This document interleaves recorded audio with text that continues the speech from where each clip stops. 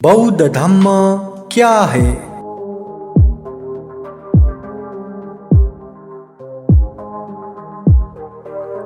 दोस्तों, आज के धम्म देशना में बौद्ध धम्म क्या है शीर्षक के छठा श्रृंखला प्रस्तुत करते हैं। धम्म को जब तक पालन नहीं करेंगे तब तक उसका कोई भी अच्छा फल नहीं मिलता। जैसे बुद्ध गया जाना हो तो केवल रास्ता मालूम होने से, केवल बुद्ध गया मालूम होने से वहां नहीं पहुंचने के लिए चलना चाहिए। ऐसे ही तथागत बुद्ध के उपदेश भी जब तक जानेंगे नहीं, पालन नहीं करेंगे तब तक उसका अच्छा फल भी नहीं आएगा। अगर उसे पालन करेंगे तो अच्छा हो, कल्याण हो, ये कामना करने की भी जरूरत नहीं रहता। खाना खाए तो भूख मिटता है, भूख मिट जाए करके कामना करने की जरूरत नहीं है। तथागत बुद्ध ने धम्म को नाव समान उपदेश दिया है। जैसे नाव नदी पार करने के लिए, वैसे ही धम्म दुख से पार होने के लिए। और इस विषय में तथागत बुद्ध ने मध्यम निकाय ग्रंथ में जो कहानी बताया है, आज के धम्म चर्चा में वो भी प्रस्तुत करेंगे। आइए आगे बढ़ाते हैं। बौद्ध धम्म क्या है? निरंतरता।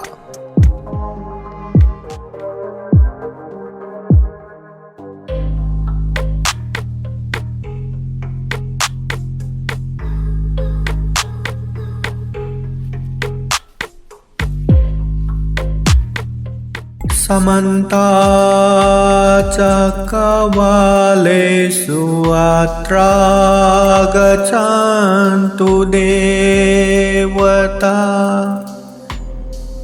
सदामं मुनिराजस सुनन्तु सगमोक्षदम् धम्म श्रवण कालो अयं भदन्ता धम्म श्रवण कालो अयं भदन्ता धम्म श्रवण कालो अयं भदन्ता। नमो तस्सा भगवतो अरहतो सम्मा सम्बुद्धास्सा।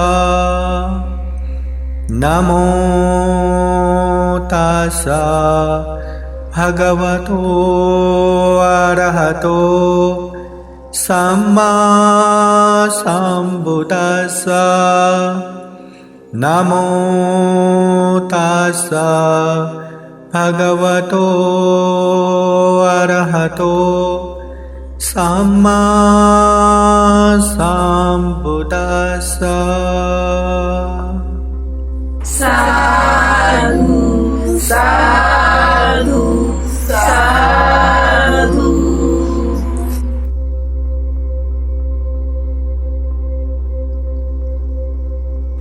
श्रद्धावान धम्म प्रेम में श्रद्धा संपन्न उपासक उपासिकाएं कार्यक्रम में सहभागी हुए संपूर्ण उपासक उपासिकाओं को बुद्ध धम्म संघ के अनंत अनंत गुण धम्म और आशीर्वाद के अनुभव से मंगल हो, सुखी हो, ये कामना करते हैं।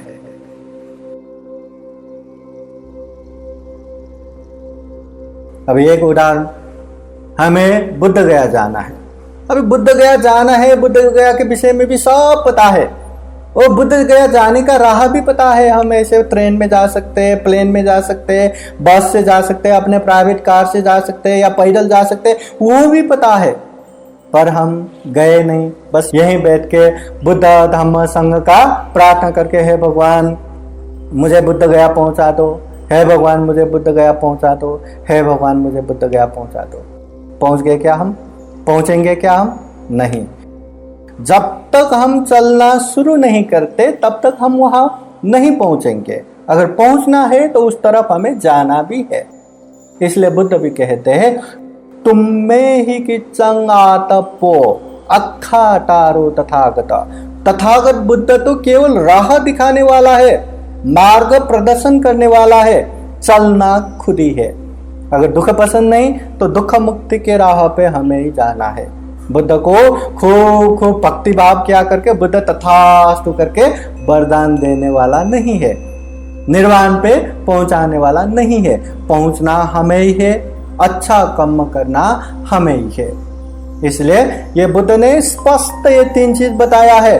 धम्म को अच्छे से जान लो, धम्म को अच्छे से पालन करो, फिर कहीं भी प्रार्थना करने की जरूरत नहीं है, अपने आप दुख मुक्ति के मार्ग फल में पहुंचेंगे। अभी भूख लगा है, खाना खा रहे, तो खाना खाते समय हमें प्रार्थना करने की जरूरत है क्या? हे भगवान मेरा पेट भर जाए, हे भगवान मेरा पेट भर जाए। अरे खा रहे हैं ना, ऑटोमेटिक पेट तो भरना ही है। वैसे ही अच्छे पुण्य कर्म, अच्छे कुशल कर्म करेंगे तो अच्छे मार्ग फल पे पहुंचना ही है। कोई भी ताकत हमें नहीं रोक सकता। यह प्रकृति का नियम है। ये उपदेश है बुद्ध का। जिस धम्म के विषय में हम इतना जान रहे हैं ना, ये धम्म को तथागत बुद्ध ने एक नाव की तरह उदाहरण दे के बताया है। नाव समान है ये धम्म। नाव का काम क्या है? एक नदी के किनारे से दूसरे नदी के किनारे तक पहुंचाना, वो विशाल नदी या सागर पार करना। वैसे ही जीवन में ढेर सारे दुख पड़ा है, वो दुख पार करना, दुख से मुक्त होना, ये धम्म का काम है। तथागत बुद्ध ने ये जो उपदेश दिया है, ये त्रिपिटक के, सुत्त पिटक के, मध्यम निकाय ग्रंथ के एक सूत्र अलगदूपम सूत्र, इस सूत्र में यह उदाहरण आया है। यह उदाहरण आप लोग भी थोड़ा ध्यान से सुनिए। एक समय एक इंसान जंगल के राह पे चल रहे थे। चलते चलते, अभी जंगल के राह बोले तो लोग इतना नहीं चलते, राह भी इतना है नहीं है जैसा रहता है, तो चलते चलते राह खो गया, रास्ता भटक गया। अभी क्या करूं, हर तरफ इतना पेड़ है, इतना जंगल है, उसको कौन सी दिशा से आए और कौन सी दिशा में जाना है ये भी पता नहीं चला। तो वो यहाँ वहां भागते रहते। अभी जंगल है, थोड़ा भी अंधेरा हो गया, थोड़ा भी इधर उधर से कोई जंगली जानवर आ गए, मृत्यु निश्चित है। अभी क्या करे? वो और व्याकुल होता है और डर जाते, फिर वो यहाँ से वहां से यहाँ भागते रहते और डरते और भागते।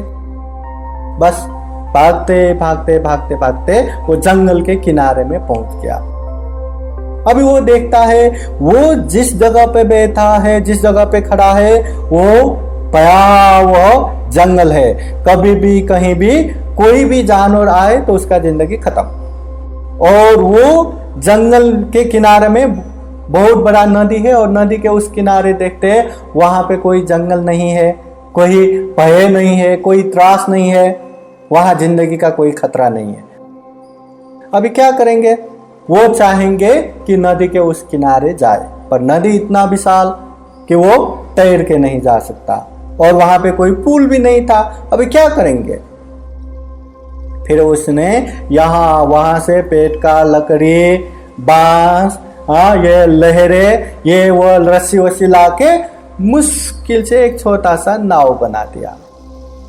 नाव बन गया। अभी वो नाव में बैठ के मुश्किल से उस किनारे पहुंच गए। पहुंचने के बाद वो देखते हैं, अरे मैं कितना भयावह जंगल के बीचों बीच था, जीवन का इतना खतरा था, अभी मैं इस किनारे आ गया, अभी कोई डर नहीं, कोई त्रास नहीं। ये नाव की वजह से मुझे बहुत बड़ा उपकार हो गया। ऐसा कह के क्या हम जहां जहां जाएंगे वो इंसान को वो नाव साथ में लेके जाना चाहिए या वहीं छोड़ के जाना चाहिए? कृतज्ञ होके लेके जाना चाहिए या वहीं छोड़ के जाना चाहिए? तो उस समय इसका जवाब यही आता है कि नाव सिर्फ पानी में ही काम आता है। जिस तरह मुझे काम आया उस तरह लोगों को भी काम आए करके वही छोड़ के जाना चाहिए। नहीं ये नाव की वजह से मेरा जान बच गया, ये नाव की वजह से मुझे इतना उपकार हो गया करके जहां जहां गए वहीं वहीं नाव को घसीटते लेके जाएंगे, हाँ, अपने ऊपर लेके घूमेंगे, तो उसकी वजह से उसका मृत्यु जल्दी हो जाएगा, जल्दी मर जाएगा, उसके लिए एक वो पहाड़ हो जाएगा। इसी तरह धम्म का मूल काम है जीवन में सुख शांति पूर्वक रहना, अपनों का भी दूसरों का भी कल्याण करना और दुख मुक्ति के मार्ग पे आगे बढ़ना। अगर ये धम्म को कर्मकांड के रूप में लेंगे या ऐसा तो करना ही है, उतना तो करना ही है, ऐसा वैसा कर्मकांड के रूप में लेंगे तो धम्म भी एक तरह से बोझ बन जाएगा, और जहां बोझ बन गया वहां धम्म खत्म हो जाता है। इसलिए तथागत बुद्ध ने स्पष्ट रूप से बताया है धम्म नाव समान है। साधु साधु साधु। बौद्ध धम्म क्या है, इस विषय में आगे के वीडियो में भी चर्चा जारी रखेंगे। देखते रहिएगा बुद्धास टीचिंग चैनल। अगर आप लोगों को ये वीडियो अच्छा लगा हो तो लाइक कीजिए, कमेंट कीजिए और अपने नियर एंड डियर को शेयर जरूर कीजिए। सभी का मंगल हो, कल्याण हो। बुद्धं नमामि, बुद्ध को नमन करता हूँ। धम्मं नमामि, धम्म को नमन करता हूँ। संघं नमामि, संघ को नमन करता हूँ।